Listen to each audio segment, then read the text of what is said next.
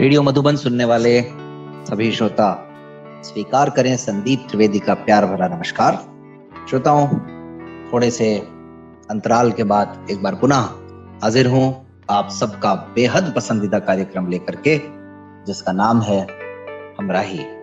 हमराही कार्यक्रम, जैसा कि आप सब जानते हैं, हमारे दिव्यांग साथियों के जीवन में अपने जीवन साथी की तलाश को पूरा करने में जो कठिनाइयां आती हैं, जो मुश्किलें आती हैं, जो मेहनत उनको करनी पड़ती है, उस सब को बताने का ये एक कार्यक्रम है। और इस पूरी लड़ाई में समाज, परिवार, अपने पराये, उनके कितने साथ होते हैं या नहीं होते हैं, ये सब जानने समझने का भी यही एक कार्यक्रम है। उम्मीद है आज तक इस कार्यक्रम को आप सबका जितना प्यार मिला है उतना आगे भी मिलता रहेगा। और जो नियमितता इस कार्यक्रम में फिलहाल नहीं आ पा रही है, उस के लिए आप हमें क्षमा करेंगे। चलिए फिलहाल तो लेकिन आज का जो कार्यक्रम है वो शुरू करते हैं। और एक बार मैं फिर बता दूं आप सबको कि इस वक्त आप सुन रहे हैं रेडियो मधुबन 90.4 FM। सुनते रहो, मुस्कुराते रहो। तो श्रोताओं, आज हमारे इस कार्यक्रम में हमारे मेहमान हैं श्रीमान सुनील कुमार भारद्वाज जी और उनकी श्रीमती जी संयोगिता जी। और अब तक हमने तमाम राज्यों की यात्राएं की। हम एक बार इस राज्य की जो राजधानी है वहां तक तो पहुंचे थे। दरअसल वो राजधानी एक नहीं, 2 राज्यों की राजधानी है। यानी हम चंडीगढ़ तक तो एक बार पहुंचे थे, लेकिन हरियाणा अभी तक हम नहीं पहुंचे। तो आज का ये कार्यक्रम हमारे हरियाणा के साथियों के लिए बहुत महत्वपूर्ण है। और हमारे जो मेहमान हैं आज के, वो भी हरियाणा से ही हमारे साथ जुड़े हैं। तो हरियाणा की जो सामाजिक परिस्थितियां हैं उससे आप और हम सब वाकिफ हैं। वहां पर जो स्त्री पुरुष अनुपात है वो भी बहुत संतोषजनक नहीं है। जब जो लोग मुख्य धारा के लोग हैं, सामान्य पुरुष जो है मुख्य धारा के, उनको ही विवाह में इतनी मुश्किलें आती हैं, तो आप समझिए कि कोई दृष्टिबाधित व्यक्ति हो तो उसको कितनी कठिनाइयों का सामना करना पड़ता होगा। यही सब जानने समझने की कोशिश करते हैं आज सुनील जी और संयोगिता जी से। और संयोगवश दोनों की राशि भी एक है। चलिए, तो डॉक्टर सुनील भारद्वाज और संयोगिता मैम, आप दोनों का हमारे इस हमराही कार्यक्रम में हार्दिक स्वागत है। नमस्कार जी। नमस्कार जी। तो सुनील जी, हमारे सुनने वालों को आप अपने बारे में जरा बताइए कि आपको कौन सी दिव्यांगता है और आपने अब तक शिक्षा दीक्षा कहाँ तक अर्जित की है, वर्तमान में आप क्या कर रहे हैं? जी। संदीप जी, मैं ग्रामीण परिवेश से हूँ और दृष्टिबाधित हूँ जन्म से ही। तो जैसा कि हम सबको पता है, कोई भी दिव्यांगता होने के बाद शिक्षा जो है वो अर्जन करने का कार्य बड़ी कठिनाई से आरंभ होता है। वही सब समस्याएं मेरे साथ भी आई। मेरे गांव के सरकारी प्राइमरी स्कूल से मेरी शिक्षा शुरू हुई और भिन्न भिन्न प्रकार की समस्याएं जैसे आती थी कि शिक्षक को ये मालूम नहीं होता था कि किस प्रकार से पढ़ाना है, तो उसमें बोर्ड आदि का प्रयोग करना, बोल के नहीं बताना, परीक्षा के समय भी बोर्ड पर ही लिखवाना और राइटर वगैरह के संबंध में हमें भी कुछ इतनी जानकारी नहीं थी कैसे क्या हो सकता है। तो ये तमाम मुश्किलें शुरुआत में आती हैं। खैर, जैसे तैसे एक लंबा सफर रहा, परेशानियों के दौर से आगे बढ़ते रहे। और उसी समय जब कोई भी पूछा करता था कि कितनी पढ़ाई करोगे, तो ये तो मालूम नहीं था पढ़ाई कितनी होती है, लेकिन इच्छा ये थी कि जितनी पढ़ाई होती है सब करूँगा, पूरी पढ़ाई करनी है मुझे। तो आज मैंने B.Ed, MA, MPhil और PhD कर ली है। पत्रकारिता अभी शुरू की हुई है Indira Gandhi national open university से। तो ये मेरी शिक्षा हुई और इसी दौरान बीए फाइनल में जब मैं पढ़ रहा था उसी दौरान मेरा रिश्ता हुआ, और इसी संदर्भ में आज का ये कार्यक्रम है। तो ये मतलब बड़ा एक अलग सा विषय है कि मैं उस समय ग्रेजुएशन फाइनल में ही पढ़ रहा था और मेरे रिश्ते की बातचीत जब चली तो मेरे मित्र के रूप में ही थे जो मेरे साले साहब थे। उन्होंने, हम कोई प्रोग्राम में गए हुए थे, करनाल में प्रोग्राम होना था और अंबाला में ब्लाइंड हॉस्टल है।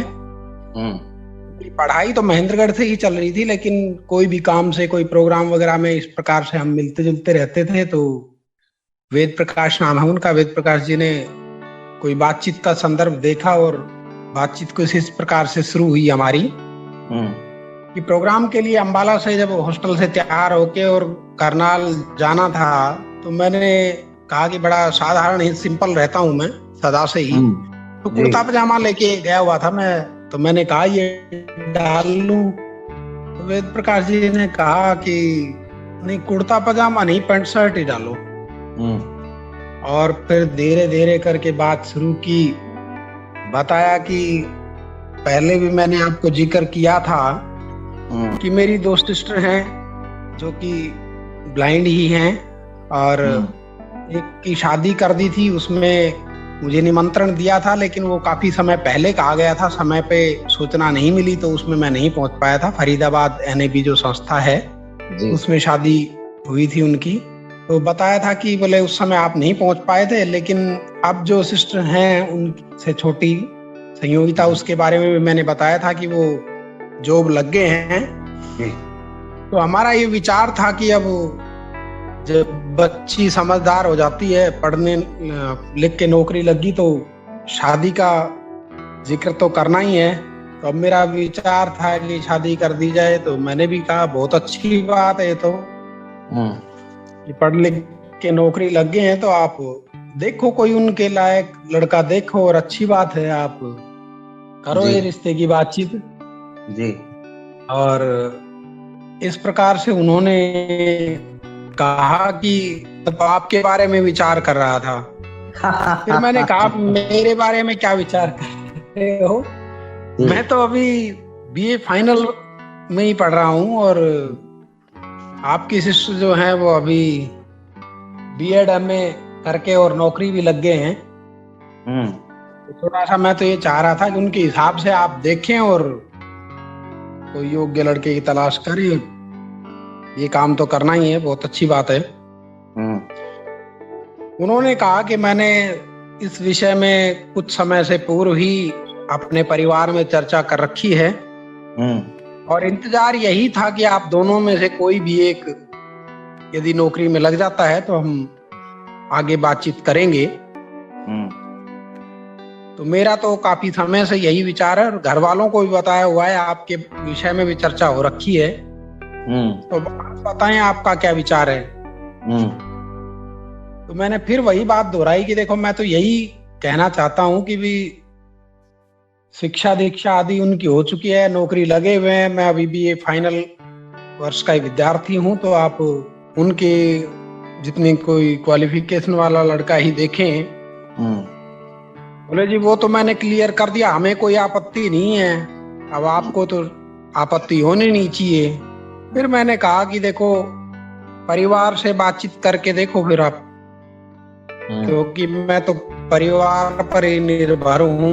बोले परिवार में कौन है, तो मैंने कहा पिता मेरे स्वर्गवासी हो गए हैं और ये बात थी 2007 की नवंबर की, दीपावली से पहले जी। और मेरी माता जी हैं वही निर्णय लेंगी, बाकी जो समाज की मुख्य भूमिकाएं होती हैं वो तो भाई हैं बड़े, वो ही निभाएंगे। मैं सबसे छोटा हूँ, 6 बहन भाई हम उनमें से, तो ये जिम्मेवारियां तो उन्हें निभानी है, लेकिन निर्णय जो लेंगी मेरी माता जी ही लेंगी। तो आप बातचीत कर लें। तो उन्होंने कहा ठीक है, मैं घर जाके चर्चा करूंगा और जल्दी ही हम आएंगे आपके घर। तो इसकी सूचना मैंने घर आके माता जी को दे दी और वो दीपावली के बाद आए और देख के बातचीत करके चले गए। और बाकी मैं अब सोच रहा था कि मैडम अपनी तरफ से थोड़ा सा नहीं नहीं, वो तो हम मैडम से पूछ ही लेंगे, बिल्कुल। हाँ जी। तो आपने जो बात कही एक तो शुरू में कि पढ़ाई में आमतौर पर यही माना जाता है कि पीएचडी के बाद पढ़ाई पूरी हो गई, तो एक तरह से आपने पूरी कर ली, और फिर भी अभी आपका मन नहीं भरा, तो आप पत्रकारिता भी कर ही रहे हैं, ये बहुत अच्छी बात है। तो उसमें भी आपको सफलता मिले, ऐसी कामना करते हैं। ये बहुत अच्छी बात है। थोड़ा सा रुचि रहती है कि अलग अलग क्षेत्र के बारे में जानकारी हासिल करूं, तो केवल ज्ञान में वृद्धि के उद्देश्य से मैंने ये निर्णय लिया। बहुत अच्छा निर्णय आपका। और ये मतलब वही मैं कह रहा था कि शिक्षा बहुत जरूरी है किसी भी समस्या के समाधान के लिए। बहरहाल जी, आपने वेद प्रकाश जी का जिक्र किया अभी सनील जी। वेद प्रकाश जी ब्लाइंड हैं या साइटेड हैं? वो वेद प्रकाश जी भी ब्लाइंड हैं, और इसी कारण से जब भी कोई प्रोग्राम कहीं होते थे तो वो अक्सर मिलते रहते थे।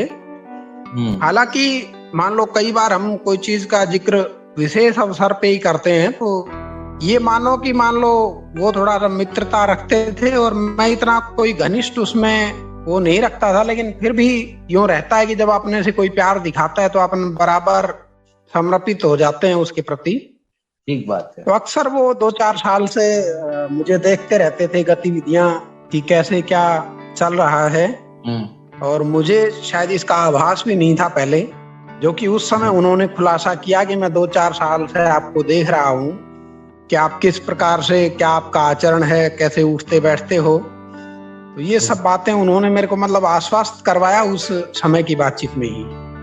चलिए बिल्कुल, अब और उनसे उनके बारे में जानकारी लेंगे आपसे, और कुछ और सवाल भी मेरे जहन में आ रहे हैं, लेकिन निश्चित रूप से मैं चाहूंगा कि बहुत देर से हमने इंतजार करवाया संयोगिता मैम को, तो मैम आप विस्तार से जरा अपने बारे में बताइए, और आपको भी क्या किसी तरह की कोई शारीरिक अक्षमता है या नहीं है, और शिक्षा दीक्षा, अपनी जॉब, अपने परिवार, उस सब के बारे में हमारे सुनने वालों को जरा विस्तार से बताएं, ताकि हमारे सुनने वाले भी वहाँ के माहौल से भली भांति परिचित हो सके। जी संदीप सर, सर्वप्रथम तो मैं रेडियो मधुबन का धन्यवाद करती हूँ हमें अपने प्रोग्राम में निमंत्रण देने के लिए, और जी। हमारा इस कार्यक्रम में जो स्वागत किया गया है उसके लिए मधुबन रेडियो का मैं बहुत तहे दिल से स्वागत करती हूँ और धन्यवाद करती हूँ। मैं संयोगिता, हम 7 बहन भाई हैं सर।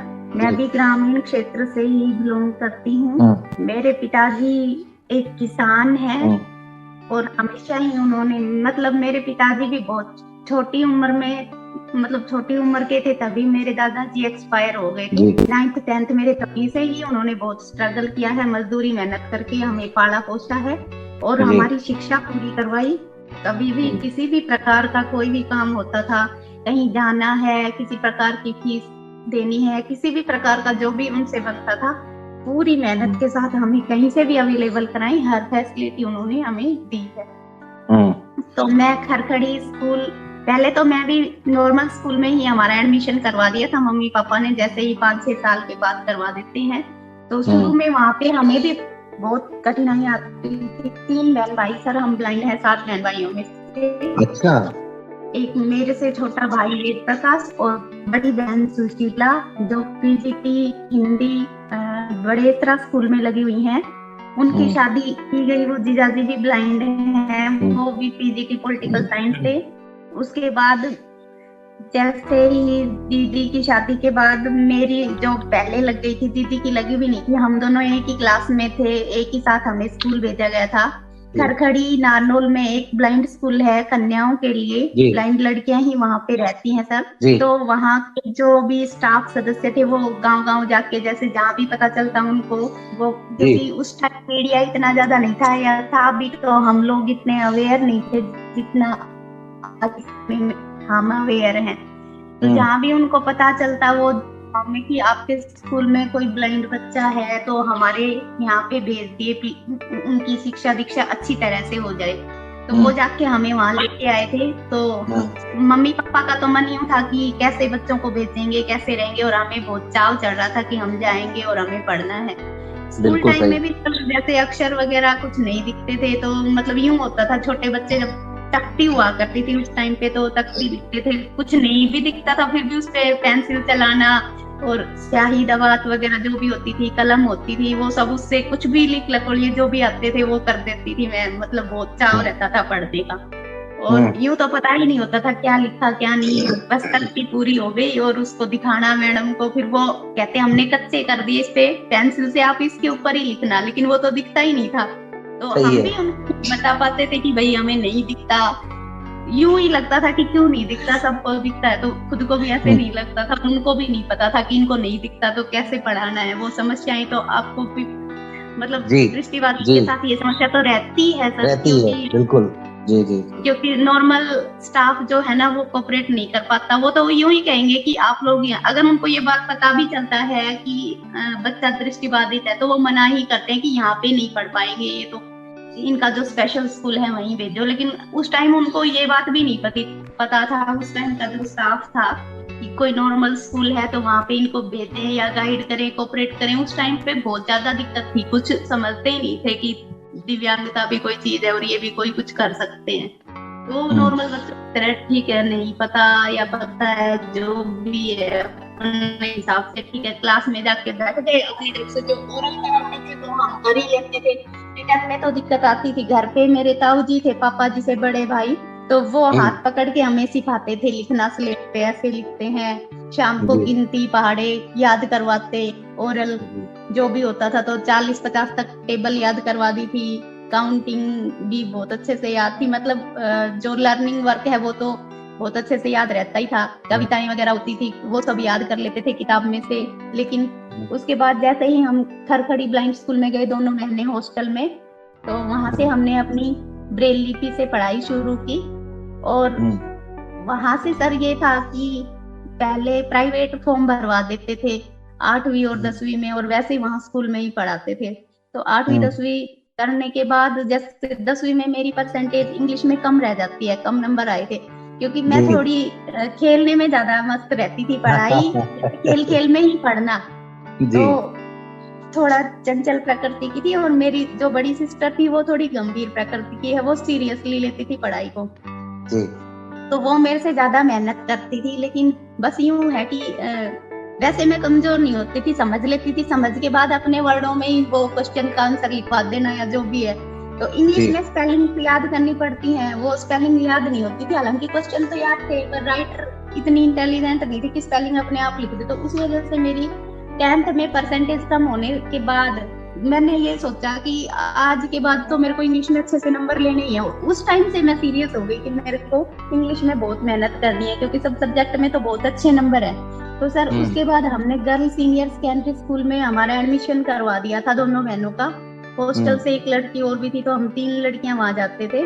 तो सर वहां पे जितने भी 400-500 जो भी बच्चे थे, उनमें मेरी सिस्टर टॉपर थी और मैं 2nd नंबर पे थी। पूरे स्कूल को हमने टॉप किया था। और उस टाइम पे सर ब्रेल लिपि में तो बुक ज्यादा अवेलेबल नहीं होती थी, क्योंकि स्कूल में भी बहुत अच्छा स्टाफ इतना ज्यादा नहीं था, या जो भी अपनी ब्रेल लिपि की पुस्तकें कहीं होती भी होंगी तो इतनी ज्यादा उपलब्ध हमें नहीं करवाई जाती थी। हम तो सिर्फ नोट्स बना लेते थे अपनी ब्रेल लिपि में और उनको याद करते थे।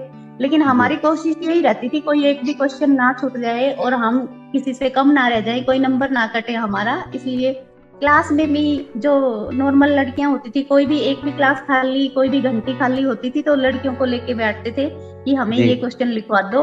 और उसके बाद सर कभी भी बाकी नॉर्मल लड़कियां खड़ी हो जाती थी पूरी क्लास में, पूरे टीचर वहाँ के बहुत संतुष्ट थे। वो उनको कहते थे कि देखो वो दिखाई नहीं देता, फिर भी देखो डेली क्वेश्चन याद करके लाती है, चाहे हम उसको ब्रेल लिपि में लिखें चाहे सुन के याद करें, हम डेली वहाँ पे जाके क्वेश्चन सुनाते थे। तो सभी जो भी टीचर थे हमारे +1 2 में पढ़ाने वाले सभी संतुष्ट थे। उसके बाद जो प्रिंसिपल थे सर वो भी बहुत मतलब उनको भी बहुत अच्छा लगता था कि हम बहुत अच्छे से मेहनत कर रहे हैं। तो पूरे स्कूल को टॉप करने के बाद सीएम आए थे एक बार स्कूल में, तो उस समय सर हम दुर्भाग्यवश अपने घर गए हुए थे छुट्टियों में। मतलब सर यूं चाहते थे कि हम सम्मानित करवाएं उनसे, सीएम साहब से, इन तीनों बच्चों को इन्होंने स्कूल टॉप किया है इस कंडीशन में होके भी, तो हमारे पास सूचना नहीं पहुंच पाई।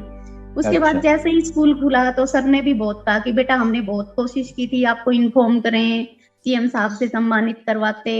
जो मैडम थी इंचार्ज उनको भी बोला, तो मैडम बोली कि मैंने हॉस्टल में सूचना दे दी थी, उन लोगों ने आपको बताया नहीं। तो मतलब जो भी हो के, क्योंकि सर उस टाइम फोन भी नहीं था, घर पे ही फोन नहीं था हमारे पे, तो गांव में एक ही फोन होता था, वहां कॉल करके फिर वो बुलाते, फिर हम वहां जाते, वेट करते फोन का। तो मतलब हमें नहीं पता चला उस टाइम। तो फिर जैसे हमने उसके बाद कॉलेज में एडमिशन ले लिया, कॉलेज में भी यही हुआ था सर। वहां पे भी मतलब क्या था कि सितार और वोकल म्यूजिक दोनों ही थे हमारे पास सब्जेक्ट। सितार में मेरा बहुत अच्छा हाथ चलता था जी। लेकिन जो मैडम थी इंस्ट्रूमेंट की, उनको यूं लगता था, वो खुद अपने मुंह से बोली कि एक सर होते थे एसके जिंदल साहब, वो तबला प्ले करते थे वहां पे, उनको कह रही थी कि सर संयोगिता का हाथ ना बहुत अच्छा चलता है सितार में, मैं चाहती हूँ इसकी आइटम परफॉर्मेंस के लिए कि स्टेज पे इसकी परफॉर्मेंस कराऊं, लेकिन इसको दिखाई नहीं देता, तो इसलिए दिक्कत आ सकती है। तो सर मैंने ये बात सुन ली तो मुझे तो अच्छा लगा, और मैं चाहती भी थी, क्योंकि जैसे मैडम जिस लड़की को पार्टिसिपेट कराती थी तो उसको तो मैडम घर पे बुला के भी स्पेशल टाइम देती थी, वहां पे भी एक्स्ट्रा क्लासेस में बुला के भी करती थी, और उसको बोल भी बताती थी मिजराब के, जैसे दिर का बोल कौन सा होएगा, दा का कौन सा होएगा, और मैं खाली वो सुन के बोल मिजराब कैसे चल रही है तो नहीं पकड़ पाती थी उंगली से देख के, तो पर सुन के ही वही वाले स्वर बजाना, वैसे ही बजाना, तो मैडम को अच्छा लगता था कि ये सुन के ही कर लेती है, जो मैं मनीषा को करवाती हूँ वैसा का वैसा ये भी कर लेती है अपने आप। तो सर एक बारी 10 बच्चों का ग्रुप लेना था मैडम को, तो मैडम ने कहा कि एक बार तो मेरे को कह दिया कि संयोगिता को ले लेंगे इसमें, और बाद में यूं कहा कि मैं संयोगिता को नहीं लूंगी क्योंकि ये स्टेज पे नहीं चल पाएगी, साड़ी पहन के बच्चों को जाना है स्टेज पे, और सितार भी खुद उठा के लेके जाना है, तो संयोगिता को नहीं दिखता ना, इसलिए मैं इसको नहीं लूंगी। तो मेरे को उस दिन बहुत रोना आया,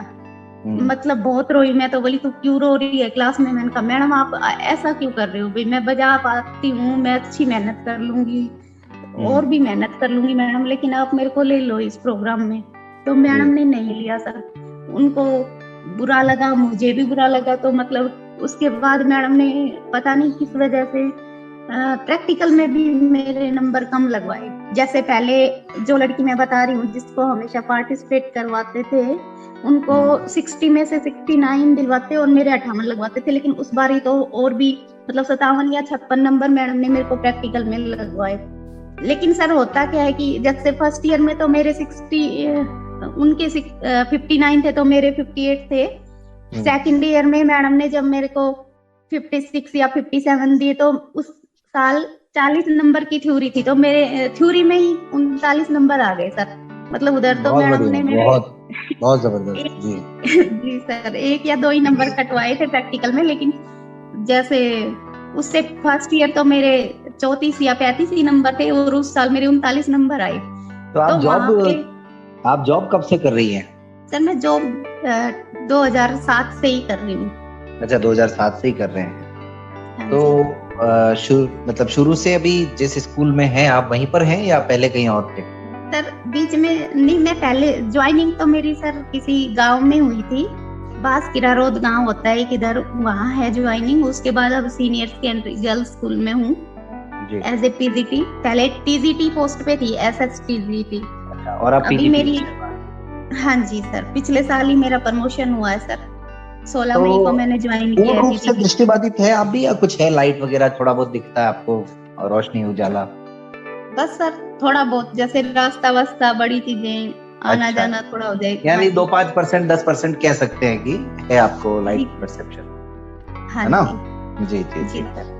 तो श्रोताओं आप सुन रहे हैं कार्यक्रम हमराही, और हमराही कार्यक्रम में आज हमारे मेहमान सुनील जी हैं और उनकी श्रीमती संयोगिता जी हैं, और ये हमारे दोनों ही साथी हरियाणा से हैं। आप लोग अभी तक सुन चुके हैं, दोनों ही देख नहीं सकते हैं, बावजूद इसके अपना जीवन सफलतापूर्वक जी रहे हैं।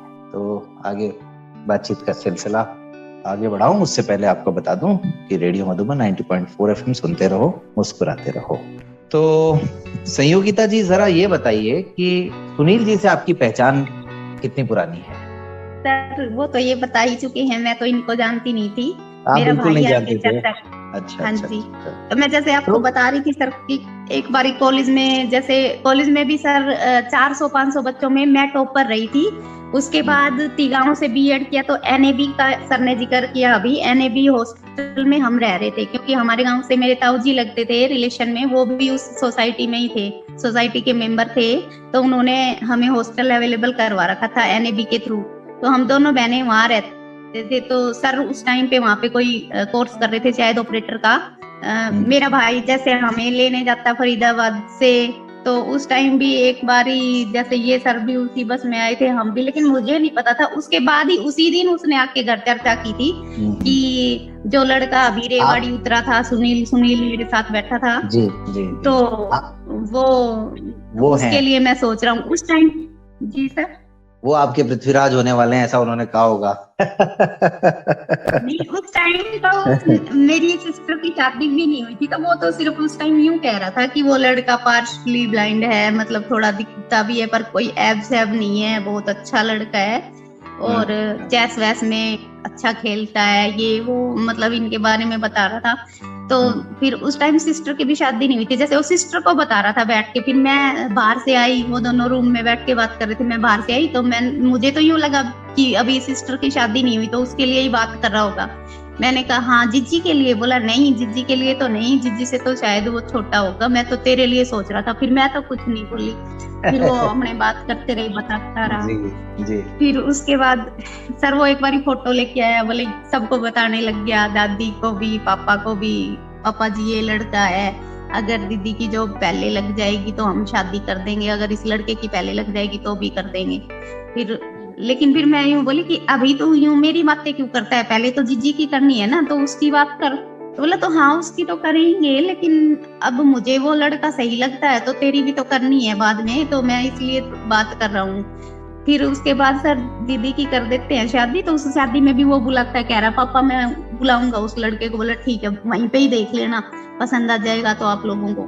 तो ये आए नहीं उस समय तो शादी में। उसके बाद सर थोड़े दिन बाद ही मेरी जॉब लग जाती है। वैसे भी उस टाइम पे भी सर मैं गेस्ट टीचर लगी हुई थी, यहाँ पे वैकेंसी निकली थी गेस्ट टीचर की जी 2005 में सर। तो 5 में ही मेरी बीएड कंप्लीट हुई थी। 21 अक्टूबर को रिजल्ट आया था और 21 दिसंबर को ज्वाइन करना था गेस्ट टीचर के लिए सर। तो उसमें सर गांव में जिसकी मेरिट हो, मेरिट बेस का लेना था कैंडिडेट जो भी था, तो सर मेरे को वहां पे भी बहुत समस्याएं आई, क्योंकि जो हेडमास्टर रिटायर हुए थे वो अपने पुत्र वधू को या पुत्र को लगाना चाहते थे, लेकिन गांव के हिसाब से मेरी वैसे प्राथमिकता मेरी थी और मेरिट भी मेरी बन रही थी, तो उन्होंने मेरा फॉर्म जो था वो साइड में पटक दिया था। फिर एक सर और थे सर उस स्टाफ में, अमरपुर जोरासी मेरा गांव है, वो मेरे स्कूल से ही तिगांव से ही बीएड करके आए थे। तो जैसे मेरे छोटे बहन भाई उन सर के पास में पढ़ते थे, तो बोले कि आपकी बहन ने कहाँ से बीएड की? बोली सर तिगांव से। तो बोला अच्छा आपकी बहन से तो मिलना है, मेरा तो फर्स्ट बैच था, मैंने भी वहीं से बीएड किया। तो उन्होंने उस टाइम पे उस पे, क्योंकि सर जब भगवान को रास्ते निकालने होते हैं तो कहीं ना कहीं से, तो मतलब उन सर ने ध्यान दे लिया इस चीज पे कि इसका फॉर्म साइड में पटक दिया और इसको ज्वाइन नहीं किया, करवाया। तो सर 10-15 दिन तक तो वैसे भी वो मेरे को ब्लैकमेल करते रहे कि हटा देंगे, खानी मिलेगी, आप यहाँ पे ज्वाइन कर लोगे तो बहुत दिक्कत आएगी। तो वो सर यूं बोल और मेरे को यूं कहते गए कि आपको बुला लेंगे जब बुलाना होगा। तो उसके बाद सर उन्होंने 15 दिन बाद ये दिखा दिया कि उस कैंडिडेट ने तो ज्वाइन नहीं किया और अपने पुत्र वधू को ज्वाइन करा दिया, जिस दिन वो सर नहीं आए थे जो मेरे कॉलेज से बीएड की थी जिन्होंने। तो नेक्स्ट डे उसी दिन आके मेरी बहन, मतलब मेरे को सपने में, मैं सपना भी आया उसी दिन मेरे को, मैं सुबह उठ के सबको सपना बता रही कि मेरे पास चांदी की पजेब अंगूठी इस तरह का कुछ सामान है और मैं किसी को दे रही हूँ। तो सुबह तो उनको भी नहीं पता था, जो छोटे बहन भाई थे वो चले गए स्कूल, आके बोले जीजी तूने चांदी की जो भी चीजें पजेब वजेब जो भी दी ना तूने तो दे दी। मैंने कहा क्या हुआ? बोली ललित सर ने ना अपने बेटे को ज्वाइन करवा दिया वहाँ पे। तो सर नेक्स्ट डे मैं बिना बुलाए वहाँ पे चली गई और वो सर भी आए थे। तो उन्होंने कहा संयोगिता तू इतने दिन से नहीं आ रही, बच्चे तेरे को याद कर रहे थे पढ़ने के लिए कि मैडम अच्छा पढ़ाते हैं। क्योंकि सर जब सिलेक्शन हुआ था उस टाइम पे भी उन्होंने मेरे से डेमो करवा के देखी, आपको तो दी। तो गांव का सरपंच आके भी बैठा था, स्टाफ के सदस्य भी बैठे थे, तो बच्चों को अच्छा लगा, बोले मैडम बहुत अच्छा पढ़ाते हैं। तो सर फिर मैं आने लगी तो भी मेरे को वो यूं ही कहते रहे तनख्वाह नहीं मिलेगी ये वो। मैं कहते कोई बात नहीं मिलेगी तो मेरी प्रैक्टिस होती रहेगी, मुझे चाव था पढ़ाने का। तो सर उसके बाद थोड़े दिन बाद मैंने गेस्ट टीचर की जॉब की। 15 दिन बाद या 1-2 महीने बाद कोई रेगुलर टीचर आ जाता है, तो सर उस टाइम ये कंडीशन थी कि अगर कोई रेगुलर टीचर आएगा तो जो गेस्ट टीचर है उसको कोई और जगह देखनी पड़ेगी, जो भी खाली जगह होगी। तो किसी दूसरी जगह मेरे को भेज दिया। तो मेरे पापा 15 दिन तक वहां गए। जैसे ही मैंने तनख्वाह के लिए कहा तो बीओ साहब ने यूं कहा, जी तनख्वाह तो आपकी निकालेंगे नहीं, आप यूं सोच लेना दान में दे दी थी। तो फिर पापा यूं बोले, तेल फूक फूक के तो मैं कब तक लेके जाऊंगा बेटा, कभी तेरी जब परमानेंट जॉब लगेगी तभी ज्वाइन करना। तो थोड़े दिन मैं घर पे रही सर, तभी परमानेंट वैकेंसी निकली और वहाँ पे भी मेरा मेरिट बेस में सिलेक्शन हो गया था सर 2007 में। अब ये बताइए संयोगिता जी कि शादी के बारे में आपने कब सोचना शुरू किया? शादी के बारे में तो यूं ही था सर कि भाई ने तो इतने दिन से मन बना ही रखा था, मेरा तो कुछ वो नहीं था। पर वो तो जब भी आता, जैसे भाई ब्लाइंड था तो हॉस्टल से जब भी आता, अम्बाला हॉस्टल से, तो वो जिक्र करता ही था इनसे, हर बार मिल ही लेता था। जैसे हर लड़की, जब भी फिर वो कभी, जैसे क्या होता है ना, हर लड़की सोचती है अपने बारे में, अपने भविष्य के बारे में, तो आपने भी कुछ तो मतलब मन में आया होगा ना, या बिल्कुल ऐसा मौका ही नहीं मिला कभी सोचने का? नहीं सर, यूं तो फिर वो बीच बीच में बातें करता रहता था। तो जैसे बार बार कहे तो यूं तो लगता ही है कि एक ही व्यक्ति के बारे में बार बार कहे तो अपनापन सा लगने लग जाता है खुद को ही कि भाई हाँ ठीक है। तो भाई मेरे को यूं कहता था जब भी आता, देख वो लड़का कविता बहुत अच्छी सुनाता है, मैं सुनवाऊं तेरे को कविता। वो फोन पे इनको बोलता फोन करके, सुनील जी क्या कर रहे हो? फिर ये एक बारी तो लावनी कर रहे थे, बोले बाजरे की लावनी कर रहा हूँ। बोले अच्छा लावनी कर रहे हो, आप अपनी वो वाली कविता सुनाना। फिर मेरे को सुनवा देता था चुपचाप चुपचाप इनसे। इनको तो पता ही नहीं था क्योंकि उसने इनको नहीं बता रखा था, लेकिन हमारे घर में वो चर्चा करता रहता था। अच्छा। तो सर उसके बाद मेरी जुलाई में जॉब लग जाती है। उसके बाद कहने लग गया कि देख लेते हैं, पापा मम्मी को भी बोला, दीपावली की छुट्टियों में आया था तब। तो मैंने भी यूं ही कह दिया कि ठीक है, जब 2 साल तो रहने दो। तो बोले नहीं बेटा, सब यूं कहेंगे कि अब बेटी जॉब लग गई, बेटी का कमाया हुआ खाता है, तो इसलिए मेरे को तो शादी तो करनी ही है। तो भैया दूज वाले दिन भाई पापा वहां चले गए। तो जैसे आके मेरे को पापा ने यूं बताया कि लड़के ने तबला वादक की वो भी ले रखा है, डिप्लोमा भी। तो मुझे, क्योंकि सर मेरा म्यूजिक में बहुत इंटरेस्ट था, तो मुझे और अच्छा लगा। मतलब उस टाइम पे मैंने ये चीज महसूस की थी कि अच्छा तबला बजाना आता है तो मुझे हारमोनियम आता। सही है, काम हो जाएगा। मतलब एक हारमोनियम बजा ले, एक तबला बजा ले। सही है। तो जी संयोगिता जी, आपके जो बाकी के भाई बहन है उनकी सबकी शादियां हो गई? जी सर, अब तो हो गई। अभी लास्ट ईयर थी छोटे भाई की। बहुत बढ़िया। तो सुनील भाई जी, आपने कभी अपने मित्र से जिक्र किया था क्या कि मतलब कोई शादी वादी के लिए ढूंढिए या देखिए, या उन्होंने बस अपने मन से ही कार्रवाई करी सारी? बस ये इनके पास गुप्त थी ये बात, तो मेरे तक कुछ ऐसा जाहिर किया नहीं था। मेरा भी यूं था कि घर में जैसे अक्सर बातचीत होती है, तो आपको पता ही है कि कुछ लोग ज्यादा घमंड में, तो वो ऐसा मानते थे कि इसका तो कुछ हो ही नहीं सकता। तो अक्सर माता कहती, क्यों पिता तो पहले ही चल बसे थे, उसके बाद से ये हालात हो गए थे कि माँ जैसे भाभी होती और होती आड़ोस पड़ोस में होती, कोई कहती कि भी ऐसे ऐसे मेरे बेटे का रिश्ता करा दो, तो कोई कैसा बताता, कोई कैसा बताता। कुछ लोग ऐसे ही कहती औरतें कि हमें चैन बना दे। ये रहता था विचार, ये सब काम अपने आप कर लेते थे। हाँ जी, इतनी क्षमता, मतलब अपने आप पे कॉन्फिडेंस मुझे हमेशा ही ये था कि मैं कोई भी काम करूंगा तो अच्छे से कर सकता हूँ, और शादी कोई बहुत बड़ी बात नहीं है।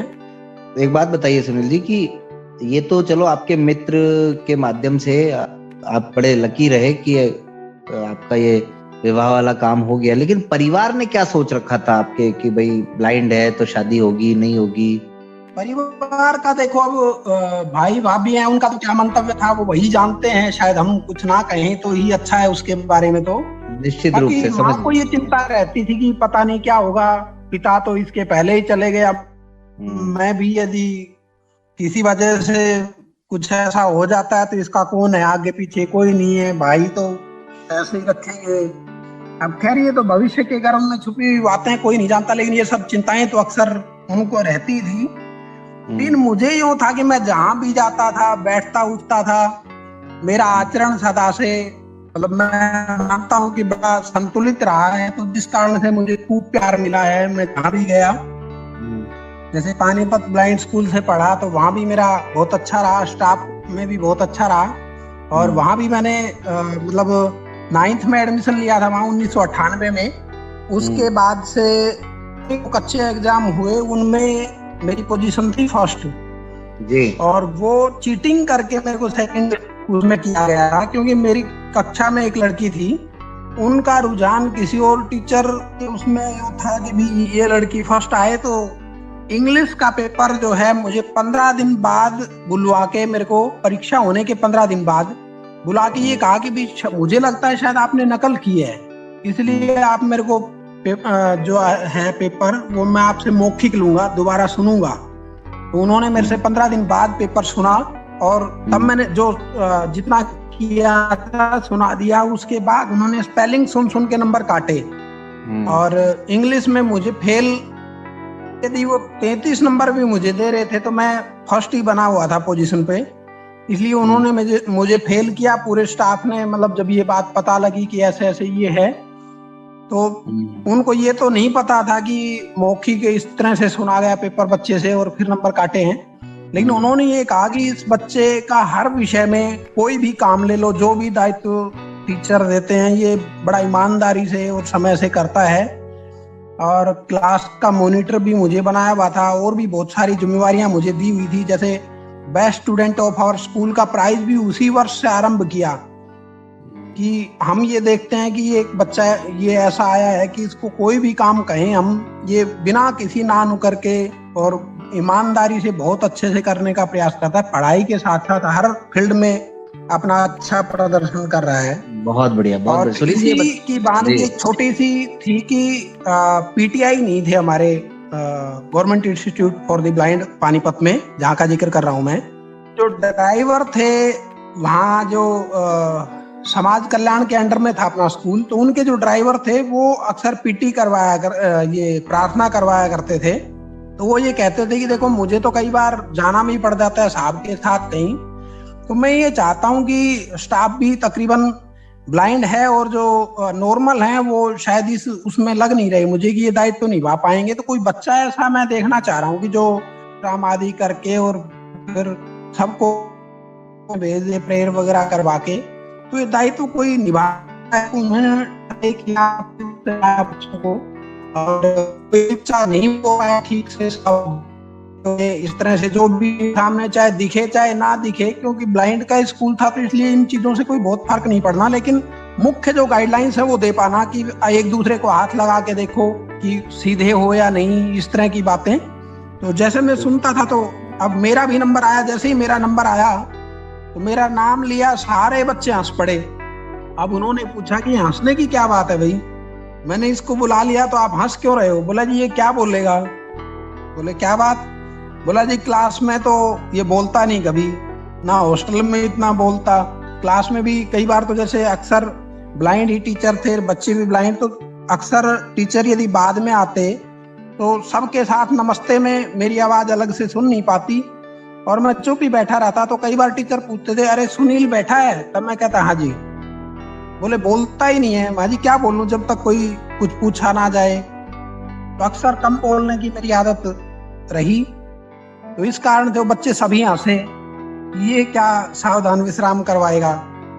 और उन्होंने ये सारी बातें सुनने के बाद मेरी पीठ थपथपाई और कहा बेटा बोल।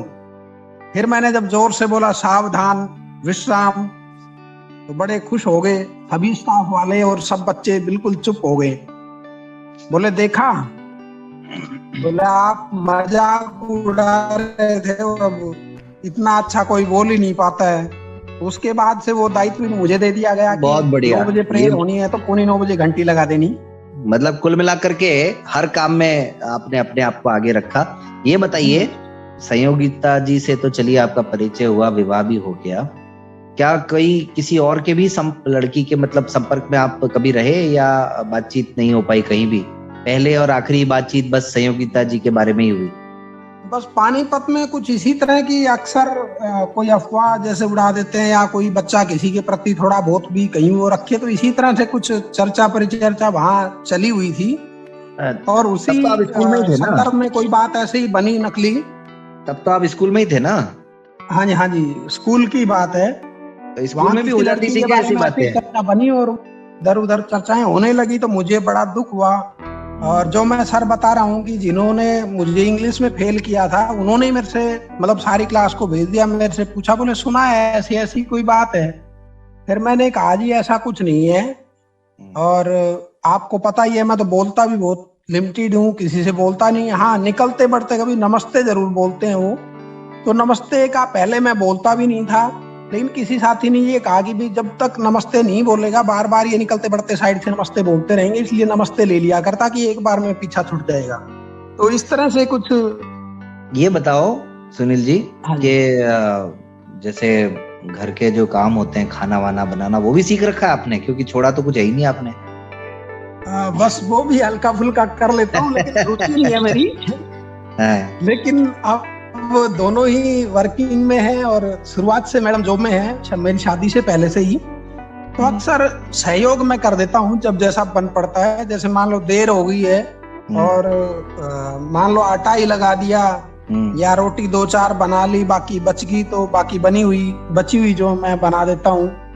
कभी कुछ बहुत जल्दी का काम हुआ तो कभी कुछ हल्की फुल्की कोई सब्जी वगैरह काटनी है, कोई और करना है, तो यानी एक यूं तरह मानो कि मजबूरी में जब यूं लगता है कि अब सहयोग करना ही पड़ेगा तो कर देता हूँ, क्योंकि इस काम में मैं आलसी हूँ थोड़ा खाना बनाने के मामले में, बाकी कर लेता हूँ। बढ़िया बढ़िया। मेरे को वही अभी मन में प्रश्न आया कि जब आपकी जॉब नहीं थी और मैडम की जॉब थी, तो कहीं थोड़ा आपको भी टेंशन हुई होगी कि यार ऐसा तो नहीं कि कहीं वो तो जॉब पे निकल जाएंगे और खाना वाना अपन को बनाना पड़ेगा? बस ये मानने की एक और नेक वाला जो मेरा विचार था जी, कि रास्ते में बहुत बाधाएं आई, बहुत राधाएं आई। बहुत राधाएं आई, वाह। लेकिन एक और नेक वाला ये इरादा मेरा ईश्वर ने मेरी सुनी। और एक बार फिर से सुनाइए कि बहुत बाधाएं आई, राधाएं आई। बहुत सारी बाधाएं आई जीवन में और बहुत सारी राधाएं आई, लेकिन जो मेरा लक्ष्य था जीवन का एक और नेक वाला, वो फलीभूत हुआ ईश्वर कृपा से, बड़ों के आशीर्वाद से, अपनों के प्यार प्रेम और सहयोग से। जो कि वातावरण में जिक्र कर रहा था कि जहां भी उठता बैठता था तो आदत यही रहती है कि जहां भी उठूं बैठूं लोग सदा मुझे याद करें, बस इतनी यही ख्वाहिश मन में रहती है। जब भगवान की पूजा करता था तब भी यही विचार मन में रहते थे। आम जीवन में कुछ भी कर रहा हूं तो मेरे यही विचार रहते थे कि मैं सबके साथ अच्छे से उठूं बैठूं बोलूं चालूं, ताकि सब मेरे को अच्छे से याद रखें, बस।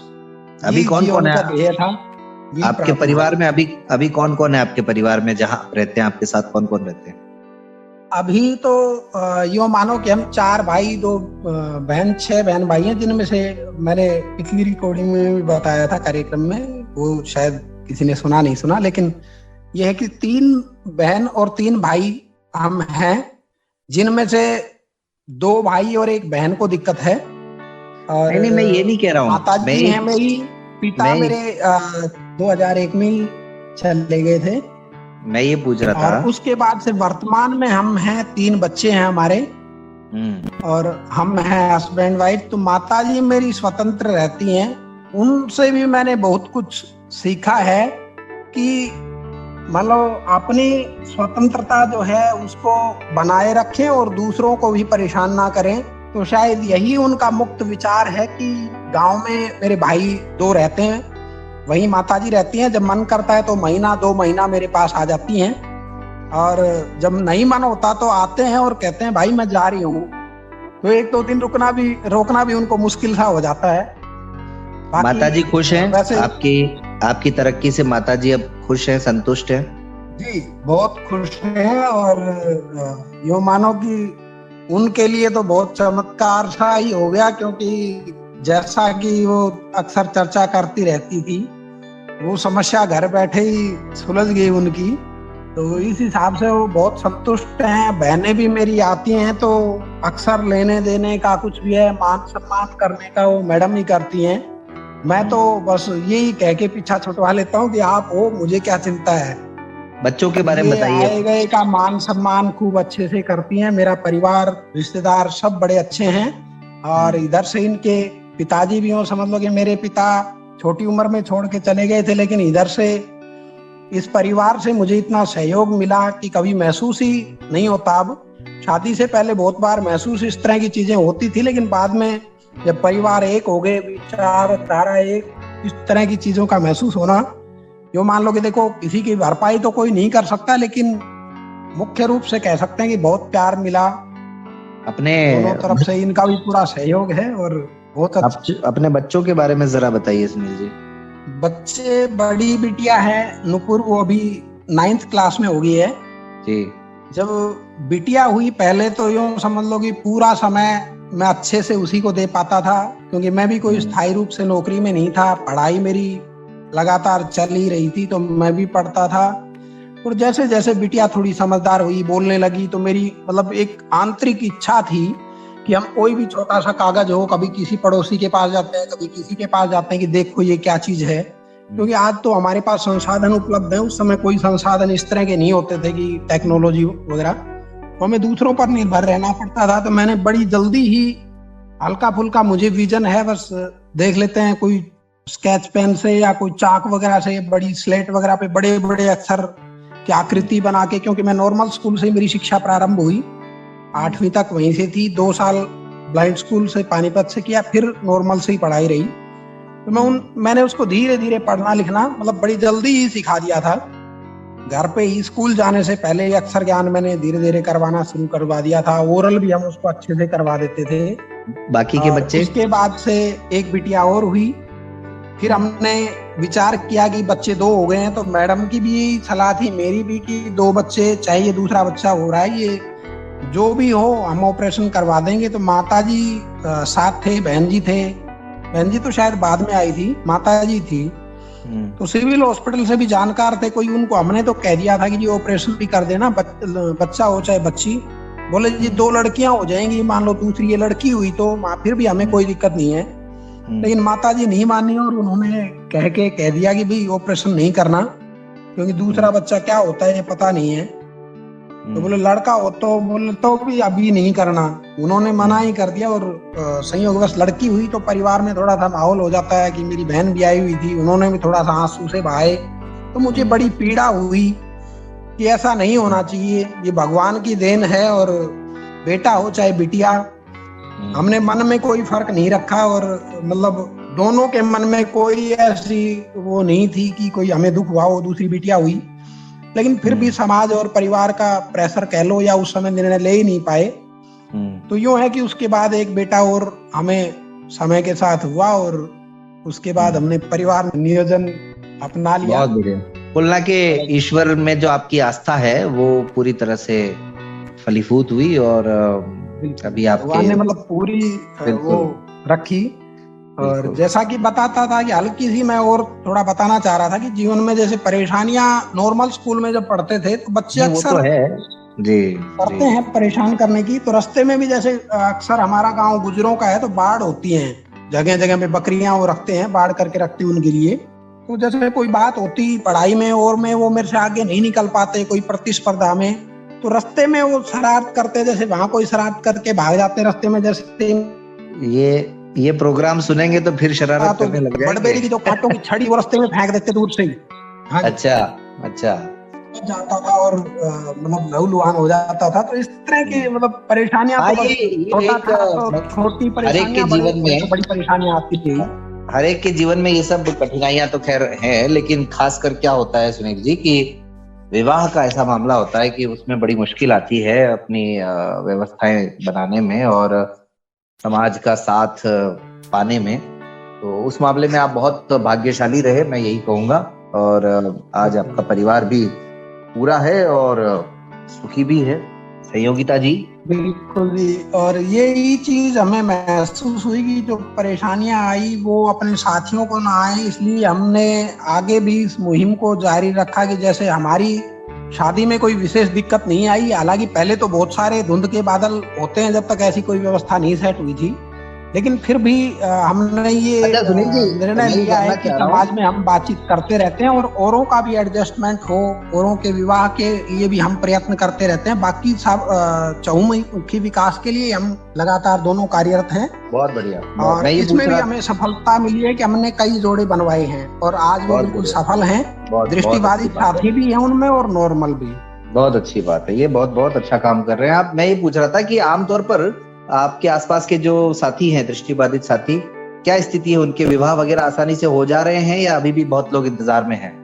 बहुत लोग कतार में हैं। संभवतः लड़कियां अक्सर कम ही मिल पाती हैं, तो इस कारण से लड़के बहुत अधिक वेटिंग में चल रहे हैं, परेशान हैं। इधर उधर बातचीत हम भी काफी करते हैं, जैसे आप जैसे साथियों से भी निरंतर संपर्क में रहते ही हैं। तो समस्या यही आती है कि लड़कियां कम हैं और लड़के काफी हैं, नौकरी भी लगे हुए हैं, लेकिन शादियां नहीं हो पा रही हैं। ये थोड़ा सा सोचने वाला विषय है। बिल्कुल। अब कार्यक्रम जो है अब अनुमति नहीं दे रहा है समय कि अब कार्यक्रम को आगे बढ़ाया जाए, तो मैं चलते चलते संयोगिता जी से भी थोड़ी सी बात कर लूं। संयोगिता जी। जी सर। आप ने जो घरेलू कामकाज है वो कहाँ पे सीखा? घर पे ही सीखा या बाद में जैसे जैसे परिस्थितियां आती गई?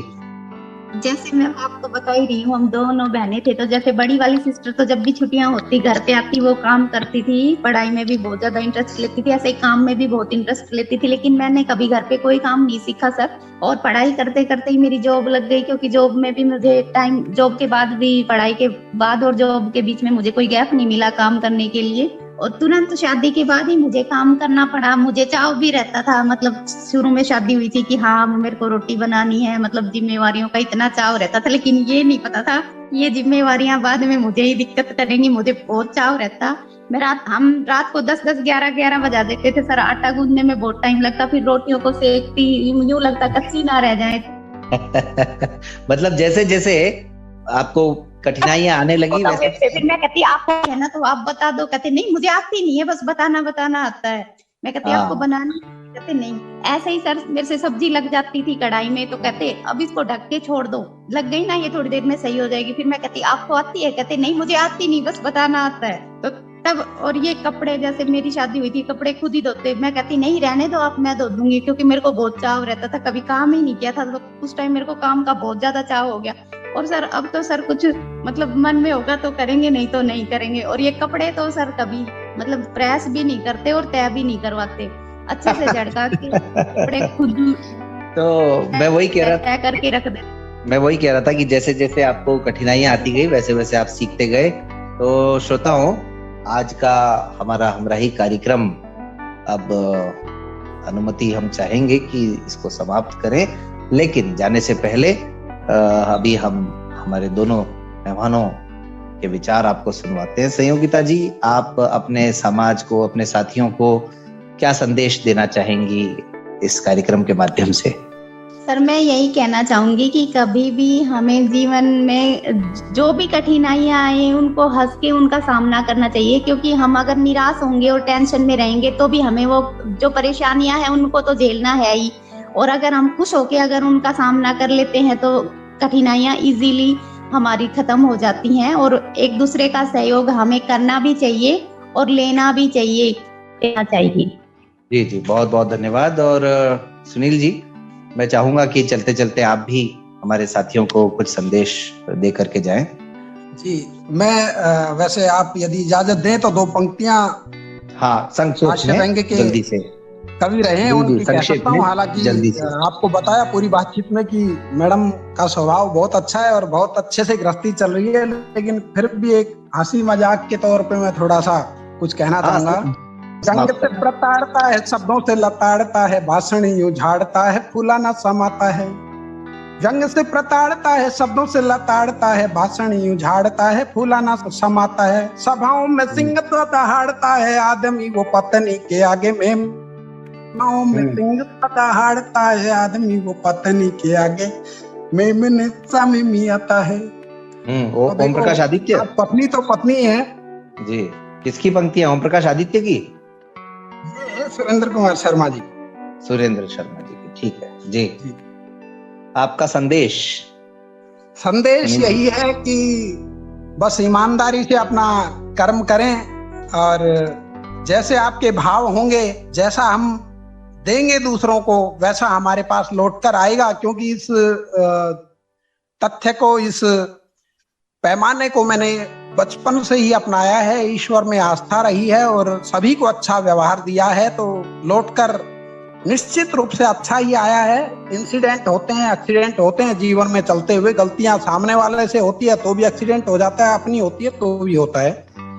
लेकिन अच्छा व्यवहार ना छोड़ें, सदैव अच्छाई के रास्ते पर चलें, सच्चाई के रास्ते पर चलें और सभी के लिए, इस समाज के लिए अपना दायित्व समझें। जितना लिया है उससे कहीं अधिक ब्याज सहित लौटाने का मन रखें, दूसरे को देने में, खुशियां बांटने में विश्वास रखें। बस यही मेरा मूल संदेश है समाज को और यही मैंने सीखा।